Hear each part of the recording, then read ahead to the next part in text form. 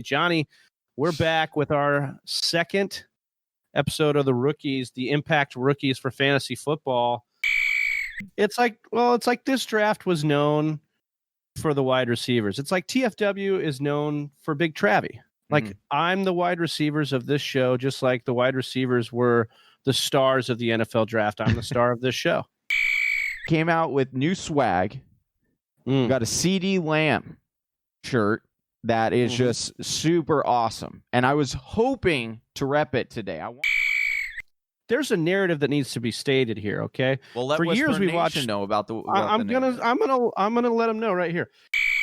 He got drafted and was pictured in a robe. Like he's already set. He's going all the way for it. Yeah, like that's, he's committed.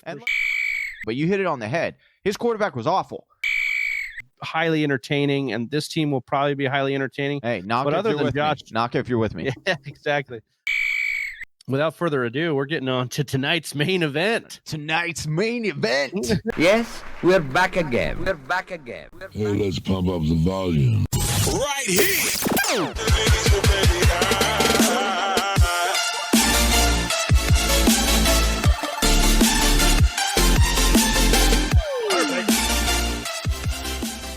What's up, Whisper Nation? It's Wednesday, May 6th, and you're listening to episode 98 of the Fantasy Whisperers with your host, Johnny Game Time Hicks, and me, Big Travie. If you want to follow the show, you can do so on Twitter at TF Whispers. You can also find us on YouTube at Instagram at The Fantasy Whisperers, and you should definitely get over to the website, thefantasywhisperers.com. We've got articles, our latest episode, and a bunch of new hot swag you guys got to get your hands on. Don't forget to also check us out on Patreon. We're in the works to combine that with our website, but you can still support the show by joining us as a patron of the Fantasy Whisperers, where you'll gain access to a ton of bonus content. So head on over to patreon.com and search for the Fantasy Whisperers today. Johnny, we're back with our second episode of the rookies, the Impact Rookies for Fantasy Football. We're almost pretty to the stoked show on this one. I'm so excited for this. This is a really fun show each and every single year. We did the running backs on our last episode, so if you missed that, please go download that episode. We went over all the big named running backs that you might be interested this year. But Travis, this year was super deep for the wide receiver class, and I am so excited to jump in and dive into where these guys landed, who might have some fantasy relevance this year, and all of that good stuff on today's episode. But Travis, I gotta say something, dude. It's like this draft was known for the wide receivers. It's like TFW is known for Big Travie. Like I'm the wide receivers of this show, just like the wide receivers were the stars of the NFL draft. I'm the star of this show. Hey, I am not going to deny that one bit. You're not going to get that from me on this show. Maybe off air we might have a different discussion, but certainly not now. But right. Travis, I got to say something real quick before we get into the show. Lay it on me, Johnny Game Time. I got to be serious with you. There are very few things that I have wanted so badly in my life. One of which is, right behind you, above your head, if you're watching along with us on the show, would be the Toltem Championship belt. That thing is freaking sweet. Have yet to lay my hands on it, hopefully this year, but we'll see. That is one thing. The other thing, Travis, we came out with new swag. We got a CD Lamb shirt that is just super awesome. And I was hoping to rep it today. I want it so bad. We just got it up on our shop on thefantasywhisperers.com. And I ordered one yesterday, and I can't wait for it to get here. I can't wait. Yeah, dude. And we've done some things there. That shirt's pretty nice. Maybe not as excited as you are on that shirt because I didn't get CD Lamb in our Dynasty draft, but I understand. He was an exciting player. We'll talk about him today. We also made a couple new hats. We got this really fun logo with just the TFW on there, and our wrestling fans will kind of know where we were going with that. So we're excited about that one. And it's just it's going to be a lot of good stuff coming out this offseason and this regular season. Get you guys swagged up and helping us support the show. As always, if this is your first time listening, please make sure you subscribe on all platforms, whatever podcast platform you're using, you subscribe there. If you're on YouTube right now watching, go ahead and click subscribe there. We would appreciate it. And if you're listening to the podcast via audio, we also appreciate it. And go ahead and leave us a review. We were trying to get better. We want to know what you guys think, and we want to really get better each and every day. And so you guys help us do that. We're in it for you, Whisper Nation. So help us out. Now, without further ado, we're getting on to tonight's main event. And it's the rookie wide receivers. We'll talk a little bit about tight ends, so pass catchers in general, at the end of the show here. But the bread and butter, the meat and potatoes, the cream of the crop for this year's draft was the wide receiver class. And Johnny, it's, we were going in order here when they were drafted. And so kind of a surprise to people here that Henry Ruggs, the third from Alabama, came off the board here. Maybe not surprised to those that follow the formerly Oakland Raiders, the now Las Vegas Raiders, that they took maybe the fastest wide receiver in this draft at number 12 overall. So, Johnny, just give us a little bit of tail of the tape here for Henry Ruggs and how you're feeling about this fit. So we know that the NFL is a copycat league, right? We've seen it time and time again when an offense is dominant in the run game and beats a team in the playoffs, kind of like we had with Green Bay Packers and the 49ers. What do you see teams do? Well, they're like, we need to bolster up our running game because that's how we got dominated. You see the Green Bay Packers go out and draft a running back. Well, very similar to the Las Vegas Raiders, right? They see what the championship Kansas City Chiefs have, and everyone tries to emulate that. Well, what do you need? What's the key piece in that whole entire cog? And that is, a speedy wide receiver on the outside that could take the top off the defense, similar to Tyreek Cohen. So they go and get their guy, Henry Ruggs III, out of Alabama. And, he could do that. He ran a 4.27 40, super fast. He is a really good wide receiver. He's a field stretcher. You look at his burst score, 136.9, which is in the 98th percentile. His speed score, 110, which is in the 90th percentile. We know what they want with Ruggs. We know what we want to do. They want to have him go deep, and they want to open up that field and take the top off. We know Derek Carr is very good at the deep ball, so I like this landing spot. Do I necessarily think Henry Ruggs is the best wide receiver in this entire class and should have came off the board first? No, but teams have their idea of what they want to do, and certainly Henry Ruggs can fill the role that they're looking in the Tyreek Hill role. And I think that he's going to be a very exciting wide receiver to watch. Am I really, really exciting? Am I going to have Henry Ruggs on a lot of my teams? Probably not. Just because it's early, he's going to be boom or bust, especially in this first year. But down the road, he's definitely intriguing to me, and I don't mind, if people who draft him in dynasty rookie drafts and they're wanting that big explosive wide receiver, because who doesn't? Those are so exciting and fun to watch in fantasy. I don't. Yeah. I agree with you a lot here. I think what you're saying is very true. Like if you're in a dynasty format, you're definitely looking at Ruggs because of that upside with a speedy guy. But if you're looking at the Raiders, Johnny, I'm just kind of concerned here if I'm in a redraft league or if I'm looking at the future of their quarterback position. They pick up a guy like Marcus Mariota to back up Derek Carr. If there was a situation where Carr had to come off the field and Mariota came in, are you really that excited about what Mariota could do for a guy like Ruggs? Not really. And so that's concerning, but I do like what, Vegas is trying to do here. They're trying to retool the team to get back to what they had on paper with Antonio Brown when they were putting it all on paper together and they were excited during Hard Knocks. Oh, and boy, did he not already put that on his belt? Yeah. He got drafted and was pictured in a robe. Like he's already set. He's going all the way for it. Yeah, he's committed. And let's be honest, that's got to be that's got to be something that's a real concern for fantasy owners. Like let's just say it. Let's just get it out. Listen, honestly, drafting any Las Vegas player at this point is going to be a little bit of a concern. Yeah, obviously.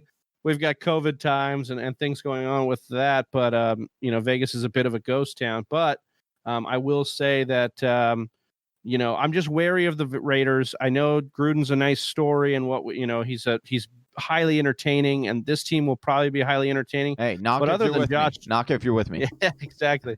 Other than Josh Jacobs and Darren Waller, who's at a great value right now, I'm just not really looking forward to a ton of their weapons. Now, speaking of a team with a lot of weapons, how about the Denver Broncos? They really have loaded up in this offseason, and they didn't stop after adding Melvin Gordon and And having Cortland Sutton last year, they said, look, Drew Lock, you were our guy.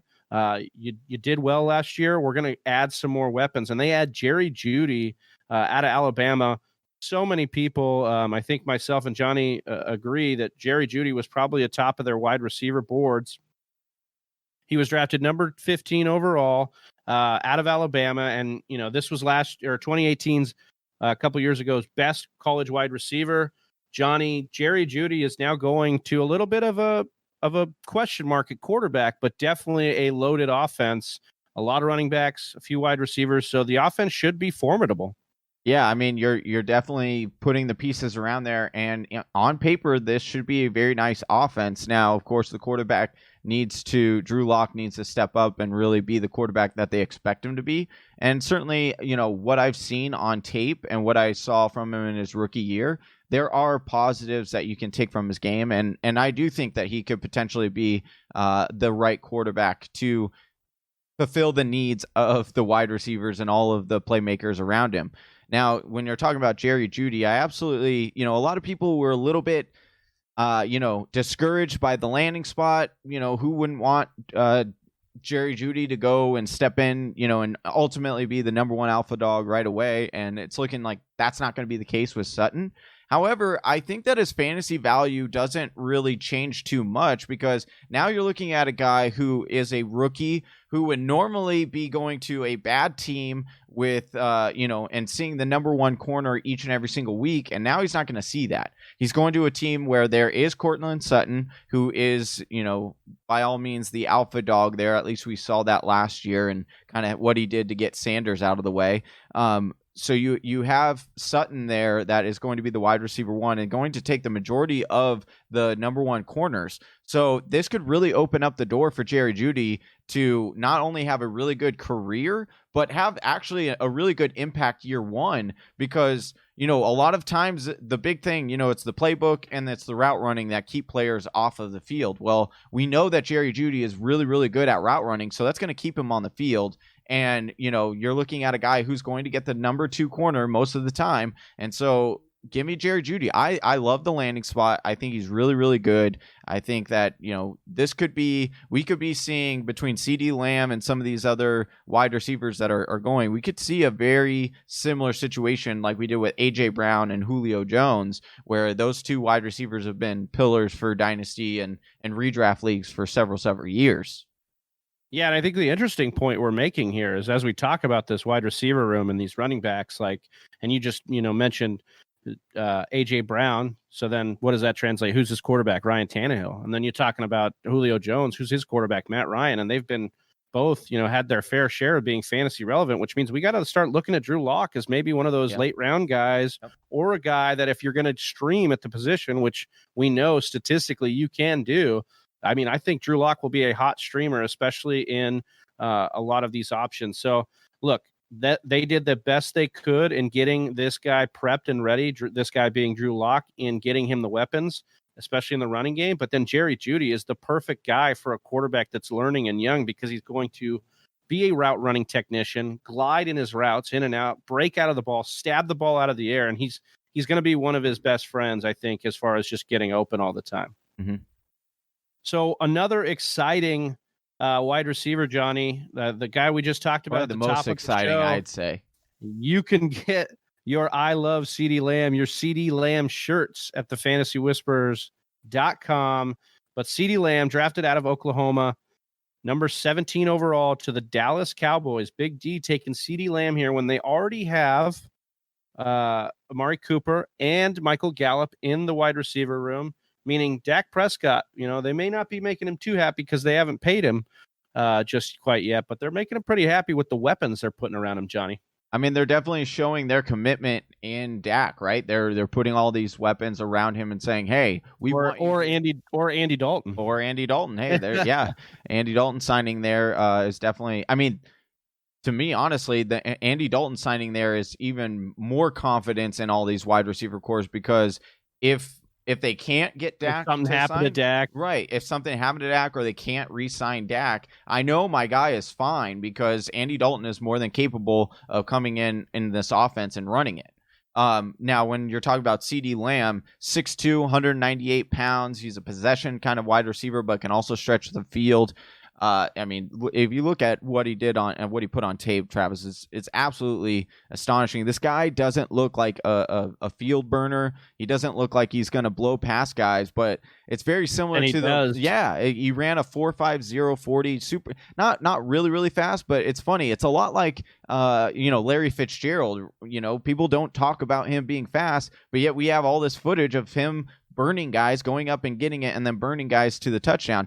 So CeeDee Lamb goes into a very nice situation in my eyes because Amari Cooper is only going to be there probably this year. He's not guaranteed past next year, and that's a massive contract. So why wouldn't the Cowboys be like, oh, I'm good. We have CeeDee Lamb, who is by all means going to be groomed to be the number one wide receiver in the next couple of years. And then, a lot of people were down on Gallup. But honestly, I do see this becoming a situation where Gallup and CD are the future wide receivers in Dallas, and Amari is the odd man out. He's going to require. So do you think there's a situation where they're going to pay Amari, or they're going to trade Amari Cooper? And that is also another situation that is going to be interesting. They could very well trade Amari Cooper. We've seen what teams are willing to give up for a team, and we know what Dallas gave up, right? They gave up a first rounder for him. We know that Diggs got a first rounder and Hopkins got a second because we got a steal. But you're looking at a first or second rounder for a wide receiver, and they already have one that can come in and step in. I'm sure they would love to do that kind of deal. But I want to make sure that Whisper Nation knows that CeeDee Lamb is going to get targets this year. He might not have the best wide receiver first rookie year out of all the wide receivers we're going to talk about today, but he'll be solid. Let's remember that Randall Cobb and both Jason Witten are no longer with the Dallas Cowboys. They got traded or left. And so that leaves over 120 vacant targets with those two players. So CeeDee Lamb could very well get 80 targets this year. Maybe catch about 50 of them and have a decent rookie year. But this guy is going to be a stud in the next few years, and I'm obviously really, really excited because I have him on my. Yeah, there's a narrative that needs to be stated here. Okay, well, let for years we watched know about the. I'm gonna let him know right here. So for years we've watched Jason Garrett kind of take this offense and be very mundane and run the ball into the ground with Zeke, and they had Zeke, and I understand, and they still do, and I understand that. And they were playing to a massive offensive line, and those were the kind of things. We've seen a dynamic shift with them from making Kellen Moore the play caller last year to then going and getting Mike McCarthy, who has just been a specialist as far as a coordinator is concerned in getting passing games to the next level. So I think that's what needs to be looked at here is the fact that, okay, yes, they don't have Jason Witten anymore. They don't have Randall Cobb. They don't have this. I mean, the offensive line's still good, but it's not the juggernaut it used to be. Right. They don't need to play so much into the format that they've played into in the past. And then if you're talking about them wanting to pay Dak or not, it's maybe finally time for them to say, look, we got Mike McCarthy. We loaded you up with weapons. If you're going to be the guy, we need to see it. We need to see you pop the top off and be that franchise guy. And maybe they're finally taking the keys and putting them in Dak's hands here. And CeeDee Lamb, all these guys, that's something to look at this year. Dak's another, middle to late round guy that's going to have a lot of value, similar to actually, a lot better than you could trust him a lot more than Drew Lock, of course. But I think there's a situation here that we need to look at the other weapons. And as Johnny said, in a dynasty format, Lamb is in a great situation. Guy was compared by Pro Football Focus to Odell Beckham Jr. as far as what he's able to do with the ball in his hands. Johnny mentioned it there. The speed is deceptive. You look at the 4.5 40, not the craziest, but then you look at his highlight reel and it's all him taking these screens and other short slant routes to the house. So and he breaks tackles. He breaks tackles left and right. Super elusive. Yeah, so I'm really excited about CeeDee Lamb. Whisper Nation should be too. And once again, if you want that CeeDee Lamb shirt, head on over to thefantasywhispers.com. We got it there for you. So the Philadelphia Eagles got a lot of flack last year, Johnny, because their wide receiving room, or if you could call it that, was not a good one. No, and frankly, they got a lot of flack this year as well after the draft, which that's is true. Absurd. But they drafted number 21 overall, Jalen Reagor out of Rhaegar Targaryen. Ooh, that's pretty good. Out of TCU to the Philadelphia Eagles here, number 21 overall. And this guy is a burner. If we were talking earlier about Henry Ruggs, the only guy that could maybe hold Jalen Reagor's jockstrap here Ruggs' jockstrap here is Jalen Reagor, and that's because he ran a 4.47 40. But Johnny, he then came out later with COVID-19 and all this with an unofficial video where he ran with two people, one person filming, two guys with stopwatches, where he ran a 4.22 40. Wow. So you're talking about a guy in Reagor who is a burner. There's going to be some knack here. He didn't have the best catch rate, only 46.2% catch rate. He had some spotty years, especially last year, but that's really because the quarterback play at TCU has not been consistent. And so I'm really excited to see what he can do with Carson Wentz. Talking a little bit about our dynasty draft where you took CeeDee Lamb. I took Jalen Reagor in the first round with my pick. I'm really excited to see what he could do. We talked about Ruggs being that Tyreek Hill kind of thing.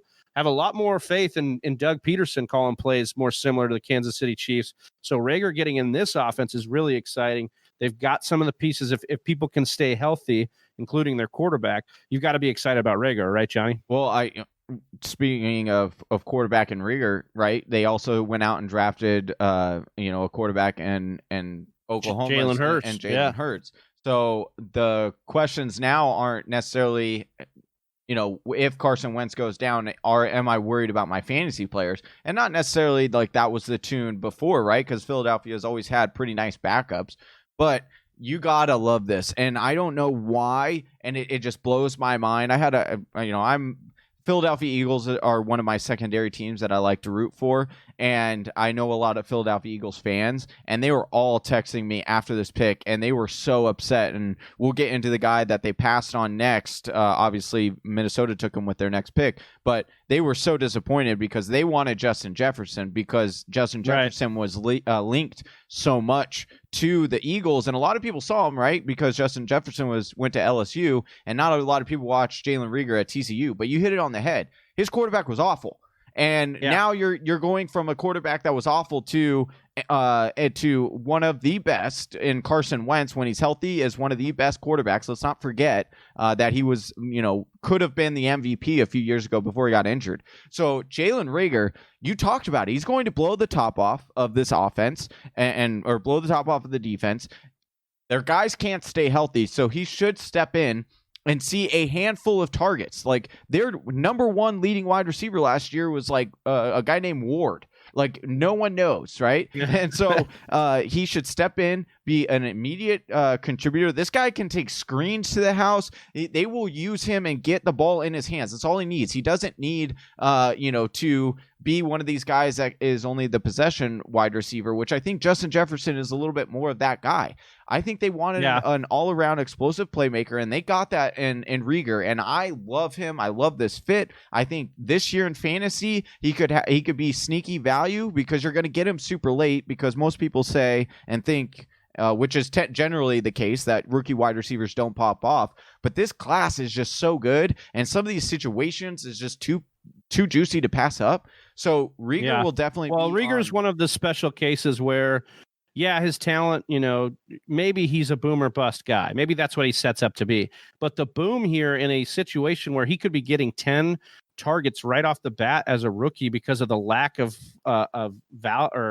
talent in that wide receiver room.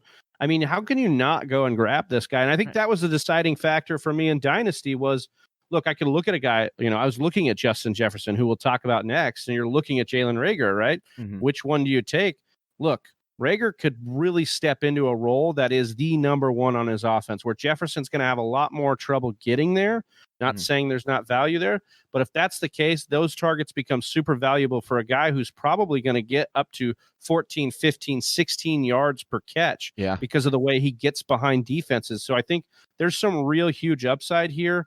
I think he averaged 14.5 yards per reception in college, and again, they were getting a lot of screens and stuff, right? And that's because the quarterback play was bad. We can't emphasize that enough. Like if you look at Pro Football Focus, I don't have the exact number in front of me, but they said, look, he dropped a lot of catches, but it's because like only certain, like a very low amount of his balls were actually catchable. Right. So you have a percentage of these balls that he's getting thrown that just like they're not on target. Right. And so I think Rager will benefit greatly from Carson Wentz throwing him the football. I'm excited to see where that goes. And unlike Ruggs, I will take a look at Rager as a flyer in fantasy this year. Very excited about him. So we just touched a little bit about Justin Jefferson here. He is the wide receiver out of LSU. So Joe Burrow's favorite target over the last year now goes to the Minnesota Vikings at number 22 overall. Johnny, this is a true possession wide receiver, a guy that's going to fit nicely into a system that I shouldn't say the system has thrown historically a lot, but the quarterback has thrown a lot to multiple wide receivers, and that's Kirk Cousins. But if you're talking about the way that Kirk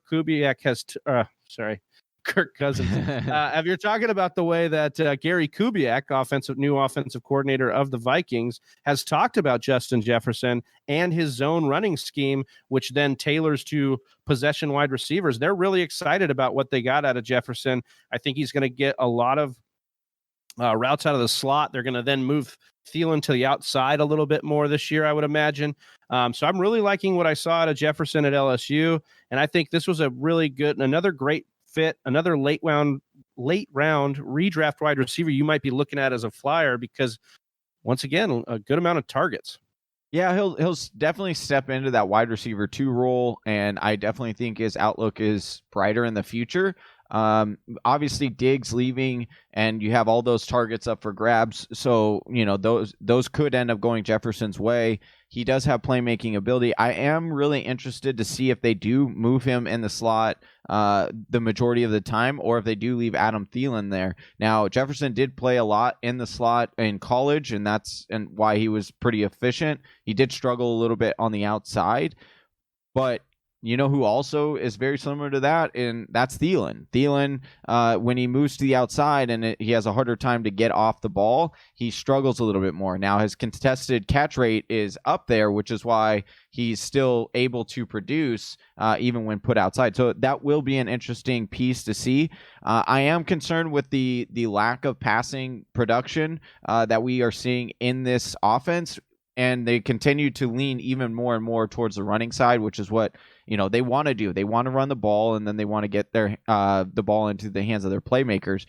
Now, if the one issue that I have is that this is a very solid team in general, so I don't know if they're going to be in a lot of shootouts. So I don't know Jefferson's ceiling per se, but I know that his floor is going to be really, really solid, and so that's why I like Justin Jefferson this year, because I think that you can get him later on in drafts and just like kind of stash him on your bench and just he's definitely he's that depth piece, right? And that guy that could get you through some injuries and bye weeks, because like you said, Johnny, I think he won't be that huge upside guy that's going to rip off 150, 200-yard games with multiple touchdowns, but he definitely could be a guy that looking your end of the half, he's got, or end of the game, he's got 80 yards or 100 yards pretty easily just because of the volume of his targets and the way he runs his routes.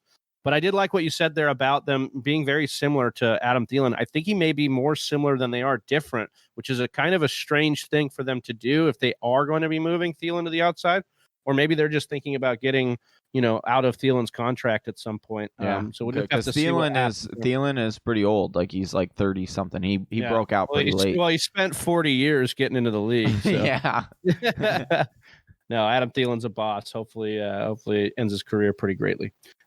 Moving on to the next wide receiver that we've got to talk about for a second year in a row. ASU has put out a couple good wide receivers out of college here, and that didn't stop with Brandon Ayuk, who was drafted number 25 overall to the San Francisco 49ers. And this one was a little interesting, Johnny, because Ayuk is such a similar prospect to our guy Deebo Samuel, who was drafted last year by them. But it looks like the Niners are doubling down on this Shanahan system of, look, pound the ball, short screens and crossing routes and end arounds that get the ball in the hands of playmakers. Don't put everything on Jimmy Garoppolo's back to push it down the field.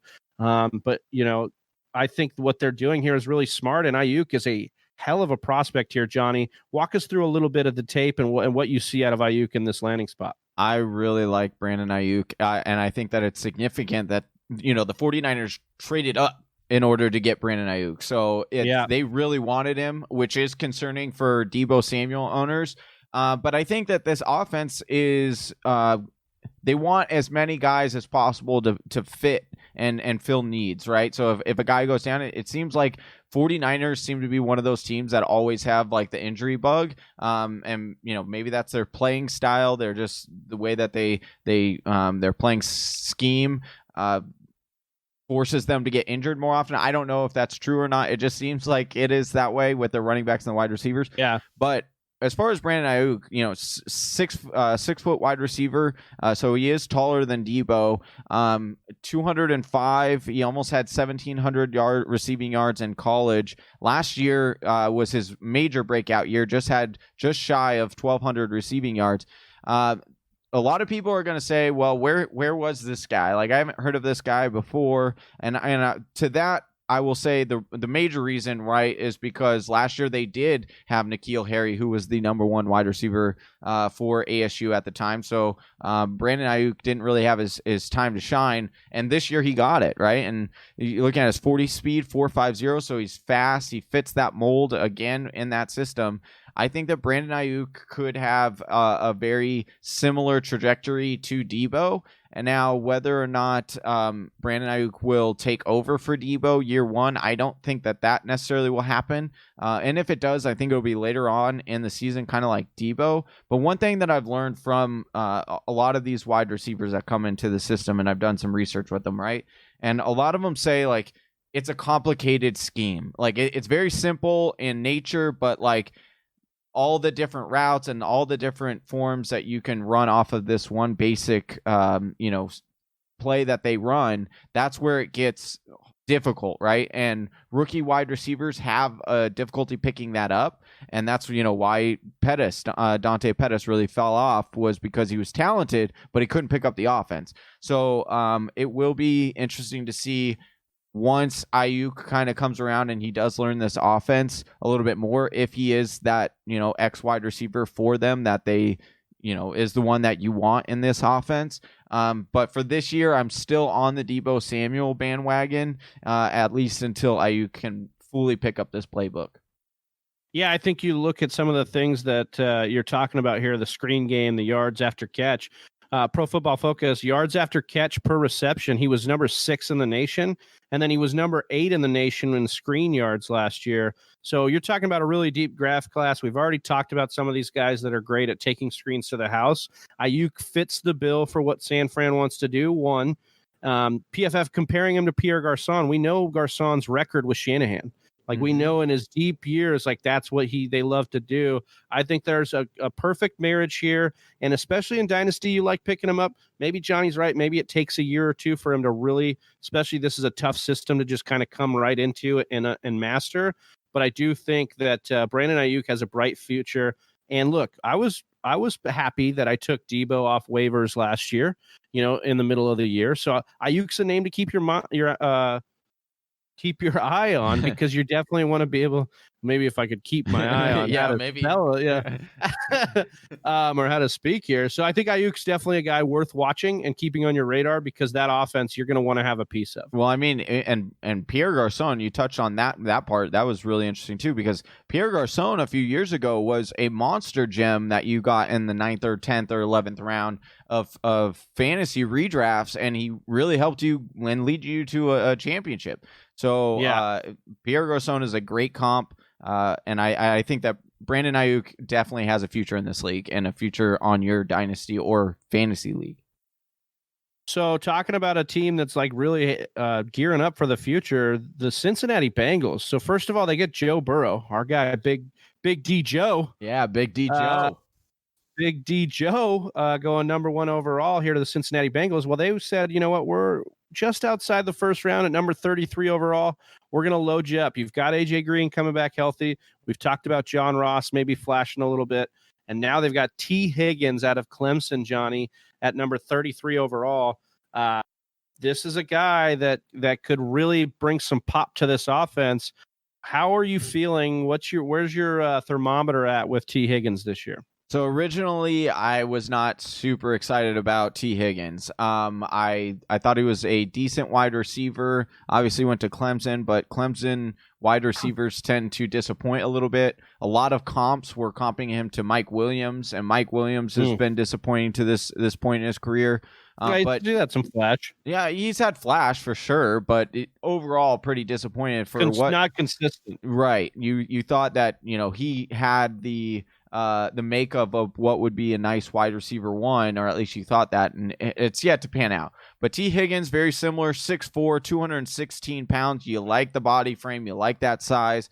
And to me, it signals the end of AJ Green there in Cincinnati. This most likely will be his last year, but it'll be good for T. Higgins to kind of get behind AJ Green, learn behind him. But I really think that with him coming in as a rookie, it could really bode well with him pairing with Joe Burrow, and like T. Higgins could be a really nice wide receiver.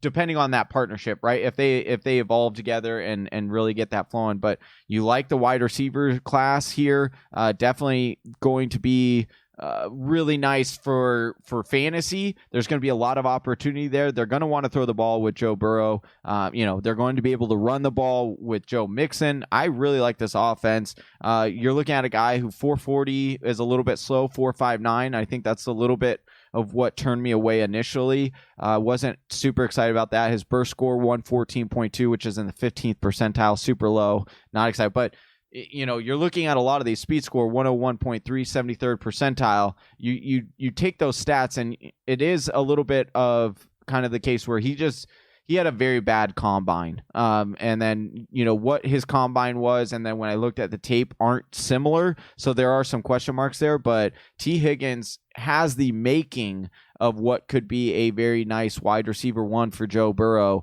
And you're definitely looking at this offense and saying, hey, maybe in a couple of years, there could be something here. As far as this year goes, T. Higgins is not on my redraft list, but definitely in the future, I like what I see here. And I was a little bit jealous that I didn't or wasn't able to give the opportunity to draft him in Dynasty, because I did like what I saw on tape. Yeah, I mean, he's got a kind of good combination of everything. Yeah. He doesn't burn you off the page on any one thing. You talked about his speed being a little bit of an issue, yet he was still 8th in the nation in deep yards and tied for 8th in deep reception. He just goes up and gets the ball. He's got great ball skills. Like you said, he tacks the ball out of the air, which is going to be great for Joe Burrow, like you said, to help him learn and to help him grow. And AJ Green, like you said, I'll just reiterate, like a great person to sit behind if you have that similar play style. He should, be able to show him some things. It's just going to depend on how, look, AJ Green prior to last year, I know you got a lot of flack because the way he was talking, but if you played for Cincinnati, you'd probably be talking a lot of the same way too. Probably. AJ Green is a very humble individual. If you know anything about his backstory and what he's had to go through, he's a really great guy. And so I think AJ Green to be there for T. Higgins could be a really nice story.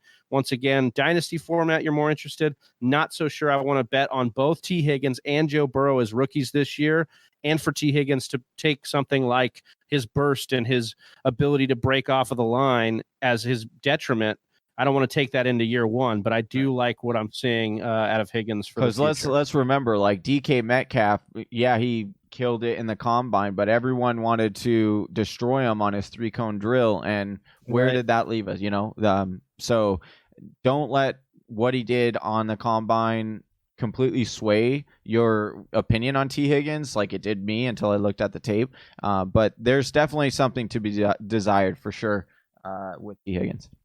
Yeah, I've heard some spots compare him to Martavis Bryant, which is like Martavis Bryant just needed to stay on the field and stay like sane in the membrane. Yeah, because he was flashing some real greatness there for a little bit of a while. So yeah, Michael Pittman Jr. is our next wide receiver here, Johnny, out of USC. Go Trojans. Indianapolis Colts took him at number. Yeah, dude. Yeah, no, get out of here with that. On. No, get out of here with that. Number 34 overall, Michael Pittman Jr.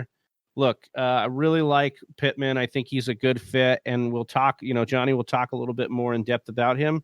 But now what we're hearing out of Indy is how much they liked this pick because how it marries with Phillip Rivers right off the bat, and almost some Vincent Jackson like comparisons they were trying to draw with him, and think that he could be that big body deep threat that gets down the field for them, possession guy that also can get the deep or get the 50-50 balls in the end zone for Phillip Rivers as well. So Johnny, really liking this fit. I think that it's a good opportunity, especially with Rivers there. They're doing, look, Indy was already kind of poised to make some noise over the last couple of years with that offensive line. Now they've got Phillip Rivers, the meantime stopgap quarterback, and they've added to the running game. The line is still good, and now they're adding Michael Pittman Jr. So seems to be a good marriage. What do you think about fantasy this year? What do you think about Pittman? I think Pittman could be a guy that comes on a little bit later in the year, as far as whether or not he'll be able to be considered. I would say a flex option would be later on in the year. You definitely like what all the pieces that they're putting together. I like this pick. I like this landing spot. Should immediately come in and be opposite of T.Y. Hilton in the 2 wide receiver sets there. And he's got great hands, decent speed, 4.5, 0.40 time. Love the body. I love the comp, calling him Vincent Jackson. And let's remember, like, Phillip Rivers does like to air it out. So, and Michael Pittman certainly is a guy that, can go over the middle and get it there. He's a pretty big body guy. And if you're wondering, so you said he likes to air it out. And so my thought was always like, do the Colts really want to do that? Because they pound the rock a lot. They play that offensive line.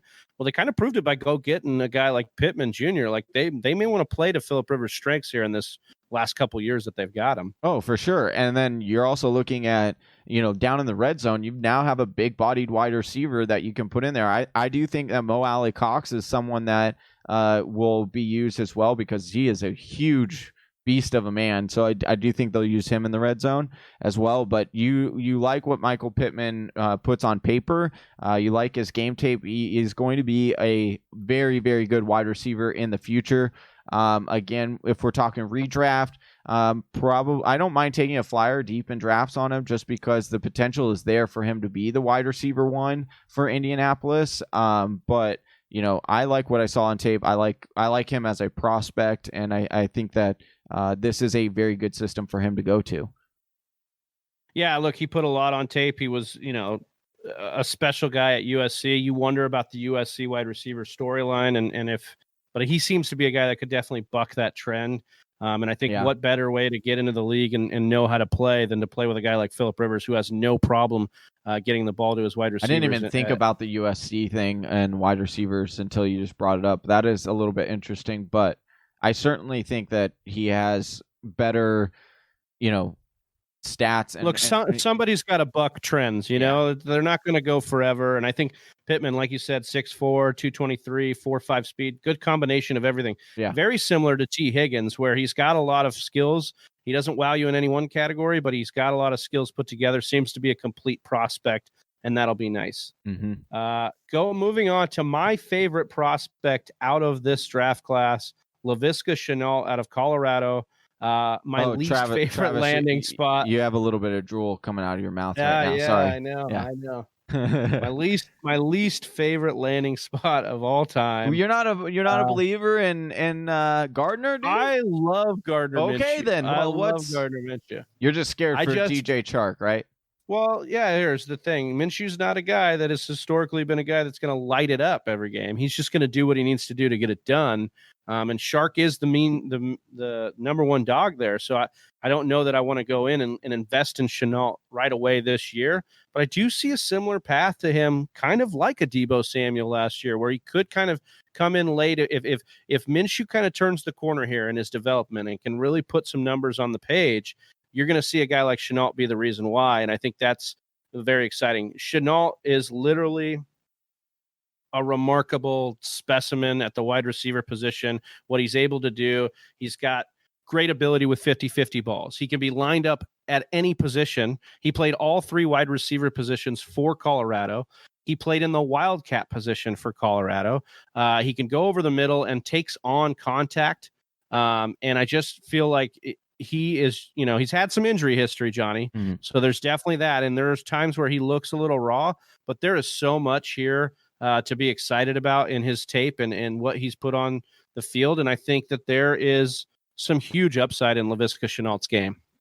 Yeah, I mean, he was a very, very interesting guy, and I think that a little bit to his detriment that he went to Colorado, because most people couldn't truly see his true potential. Also, being in the Pac-12, the defenses aren't that great, so I think that hurt him a little bit. I would have loved to see him go to a little bit better of a landing spot. I do agree with that, but listen, I think that if you 4.58 40 score, a little bit low there. The speed score 103.2, which is in the 78th percentile, which isn't too bad. But you look at his college dominator rating, Travis, 31 or 35.1, which is pretty solid for a wide receiver.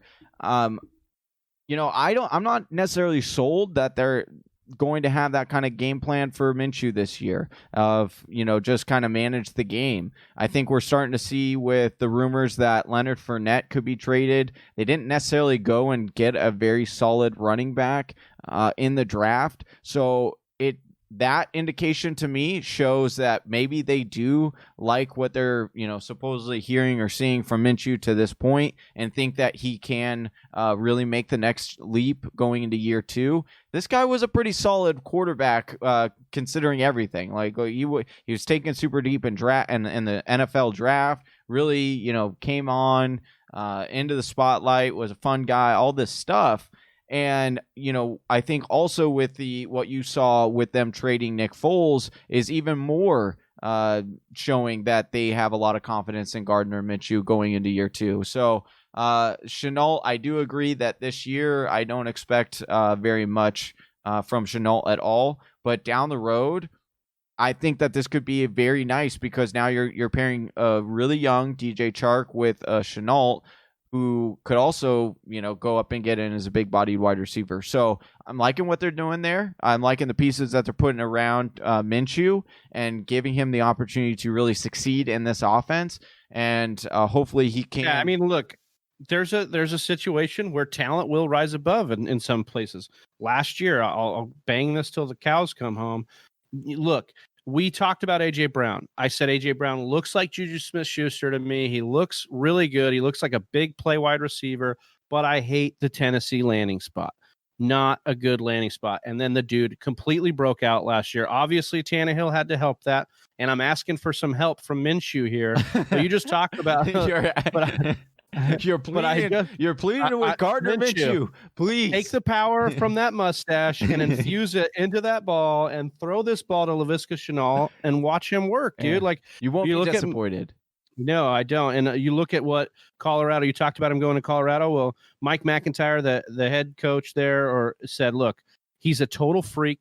I've never had anything like him. He's that good. Of course he has. He's coached at Colorado. Of course he hasn't anything like him. Fair enough. Fair enough. But I'm really excited about Shenault. I think Whisper Nation should be too. And just, take it with a little bit of grain of salt. But keep your eye on Shenault, man. The guy's a complete freak.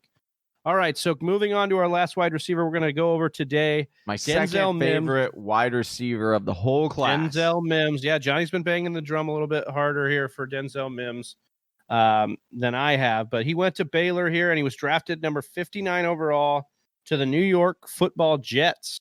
So Johnny, talk to me about Mims. Talk to Whisper Nation. What's the deal here? I'm going to admit right now, I can't just talk about Denzel Mims. I am in love with Denzel Mims, and so should Whisper Nation. Whisper Nation should be in love with him. I almost landed him. I was so close. He got picked one pick before me in our dynasty rookie draft. He went one spot before me in the second round. I was super bummed.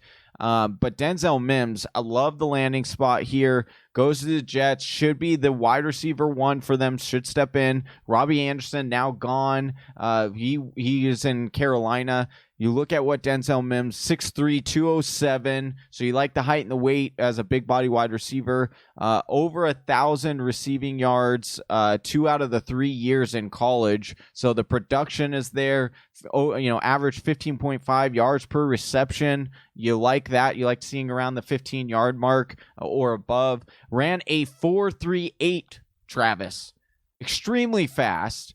And listen, this guy, his player comp is Chris Godwin, who doesn't like that player comp. Obviously not going to as much of a pass-happy offense as Tampa Bay. And I'm not expecting Denzel Mims to be a wide receiver elite one right away. But I will say within 3 years, Denzel Mims will be a top 10 wide receiver for fantasy. You can book it. This guy is really fun to watch, has great hands, knows how to put his body in the right position, really good at the back shoulder fade, really good at back shoulder fades. Tied for second in the nation at contested catch. Yeah. So this guy is a ridiculous ball skills, like Johnny's been saying here. Definitely has the speed there. And once again, we're talking about young quarterback and Sam Darnold, who's shown some pop and an ability. Man, you get him a guy like Denzel Mims, that's going to be his best friend because he can not only go deep, but he can go deep and get a 50-50 ball. Exactly. And look, they don't have a wide receiver. They try to get that with Robbie Anderson, right? They like try to get him a wide receiver one that he can grow with. And Robbie Anderson, it just didn't work out. You're looking at that. What else is in that wide receiver room for the Jets? And you got Crowder. You're not really. Crowder's the main one. Crowder. He's the main one that you're kind of worried about, but he's more of going to be the slot guy. Where Mims, he is just so. I'm telling you, you watch his tape and he's doing pro moves. Calm down over there, dude. Yeah, I know, dude. Yeah, like my running out of breath, dude. My jaw is like on my desk right now. I'm so freaking excited. Either that or my desk is rising up to my chin. I don't. Either one. It could be. I don't know which one. Family show here, Johnny. Hey, but I'm telling you, Denzel Mims, what he is showing on tape and what he is done for Baylor, I am super excited to see what he does for the Jets, and I'm really excited for Sam Darnold as well. Yep. Well, I think we just showed you a taste of this. We talked about 1, 2, 3, like 10 guys here, Johnny, and we were excited in one way, shape, or form in all of them. We showed you the depth that this wide receiver class has. To round out the show here, let's talk a little bit about a couple rookie tight ends that went into interesting spots based on dynamic and team need.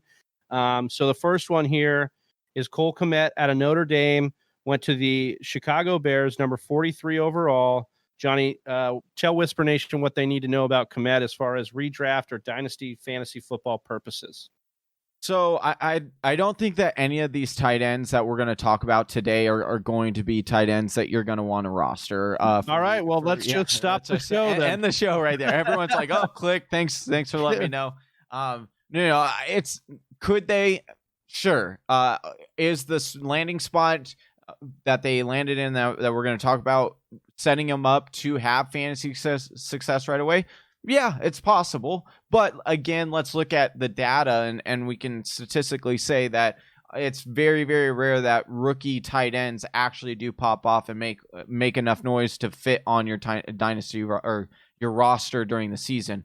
But the tight end landscape isn't often what it was in the past, even though I do think that this tight end landscape that we're going to go into this year is kind of rebounding a little bit. I think you get some solid guys. But needless to say, I digress. We'll get back to Cole Kmet, drafted by the Chicago Bears. Really do like this fit for Kmet. What's really interesting is I had to watch a couple of film tapes on him, right, Travis? Because very first one, this is the honest truth. Very first tape I watched, I put it on. I'm excited. I'm like, this guy's got to be really, really good for where they got him. And I watched the tape, and literally, it's him just scoring all these touchdowns. And at first, I'm like, oh wow, like this guy has major upside in the red zone, all this stuff. And then I noticed like it's just the same play over and over again, as far as like, not that they were replaying. It was like the scoring play when they got in the red zone. It was like the same play that they would run on each game. And it was just like basically the tight end fakes like he's blocking and runs up the seam and he's wide open because, people thought they were going to run the ball. I don't think it'll be that easy for him in the NFL, but certainly you like his frame, 6'4", 262. He's a big play tight end. He had a little over 700 reception yards in college, 500 last year's when he kind of broke out. The touchdowns are where he kind of popped off there. That was where it was interesting. My initial thoughts, though, Travis, and then I'll pass it over to you. My initial thoughts were, okay, yeah, this is interesting because, Matt Nagy, right? You have he came from Kansas City. Travis Kelce, monster tight end. This guy could. And you want to talk about like what Trey Burton could have been and what we wanted him to be for this offense? Yeah, for sure. There's some excitement there, right? But then I was like, but is there? We haven't really seen it over Nagy's first 2 years being the coach of the Bears, right? He went out and he got Trey Burton, who was. Let's not forget, Trey Burton was Dallas Goedert before Dallas Goedert. A lot of people thought Trey Burton was the next up-and-coming tight end. And so the Bears went out, signed him, but he only got 77 targets that first year. And then you look at, which is decent, excuse me. Yeah. He had 77 targets year one. The tight end position group for the Chicago Bears in general in year one was 95 targets to the tight end position. You look at what he did last year, Burton only had 24 targets. He led all the tight ends, and they only had 61 total targets to the tight end position all of last year. So I'm wondering necessarily, is this a case where Nagy does want to throw the ball to the tight end? I don't know. I'm not sold because he's not committing, but that could also be because he didn't feel the talent was there, and maybe Kmet is the guy that fills that role. He certainly looked okay on his college tape. Nothing really shot out to where I'd say, yeah, go get this guy. I think his ADP isn't too terrible in dynasty leagues. You could look at him there. You could definitely stash him and look at the future. I'm not going to touch him. I think there's a lot of late round value in redraft leagues for tight end. Yeah. And so I just don't think it's enough that he put on. It's not like last year where we had a guy like TJ Hawkinson who put on film some really special things that you'd be interested in grabbing him in redraft leagues. I don't think that's the case here with a guy like Cole Kmet. And so I think, you could be moving on in redraft leagues, and we're going to move on here in the show. All right. To Devin Asiasi, the last guy we're going to talk about today. And this is really just paying homage to the New England Patriots, who have historically, made Gronk and Aaron Hernandez guys that you want to have on your fantasy teams.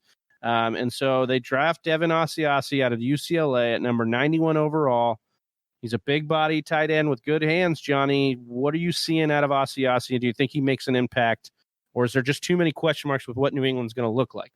I definitely don't think that there's a lot of question. I think that the New England Patriots are going to get back to what they wanted a few years ago, right? And you've got a rookie quarterback, most likely in Stidham, that's going to be quarterbacking for the New England Patriots. And what is we say it time and time again, what is the number one, check down and security blanket for a rookie quarterback? That is the tight end position. So what did New England go out and do? They drafted 2 tight ends in the same round. In the 4th round, they got 2. Now, will both of these guys make an impact for fantasy? The other one was taken his name is Dalton Keene out of Virginia Tech. Now, I want to talk about both of these guys kind of together, but also talk about, I'll talk separately about Asiasi, right? So Asiasi looks to be more prototypical like Gronk, right? That's what everyone wants to know. Everyone, in Whisper Nation and who's listening to this is like, all right, let me know, is he comparable to Gronk? Yes. He's looking like he is more Gronk than this Keene guy is. But I will say that Keene reminds me a lot of Aaron Hernandez, not in the fact of his criminal past, but just of what he looks like on the field. So personally, and I could say this because I actually did that, or I backed this up in my dynasty, I picked up Dalton Keene because I feel like he is the more athletic. He is the guy that they can put outside in the slot, and he is more of a pass catcher, not as good in the pass blocking area. But Asiasi is a guy that I think can have production as well, because he is going to be lining up closer to the line and then leaking out. And I think that both of those could be very, very productive for a rookie quarterback. I am intrigued by both of these tight ends. I am not looking to start either one of these tight ends this year. Again, I want to reiterate this. Tight ends, specifically rookie tight ends, generally take a while to develop. It is very, very rare that a rookie tight end will come in and have an immediate impact. It happens. It does. It's not impossible, but it's rare. So neither one of these guys or any 3 of these guys, I'm not looking to get into my lineup this year. I think down the road, though, these guys could have very nice fantasy value for sure. Well, we want to know what you think, Whisper Nation. Tell us in the comments below if you're watching us on YouTube. If you are not and listening to the full-length version here of the podcast, thank you so much. And hit us up in our DMs. We are loving to answer any of your questions there. As always, we had a great time with this episode. Really fun episode to bring you guys a highlight of each of these guys and how they could impact your fantasy rosters. But we want to know what content you want to hear from us, and so we will be working to do that all off season and into the regular season. And as always, head on over to the Fantasy Whispers checkout.com. Check out our articles, our swag. Johnny's got some of the swag on the video version here, and please help us support the show. For Johnny Game Time Hicks, I'm Big Travie, and we are the Fantasy Whispers. We're out. Peace. Thank you for listening to the Fantasy Whisperers podcast. You can hear more from John and Travis on Google Play, SoundCloud, and iTunes. You can also follow us on Instagram, Facebook, and Twitter at TF Whisperers.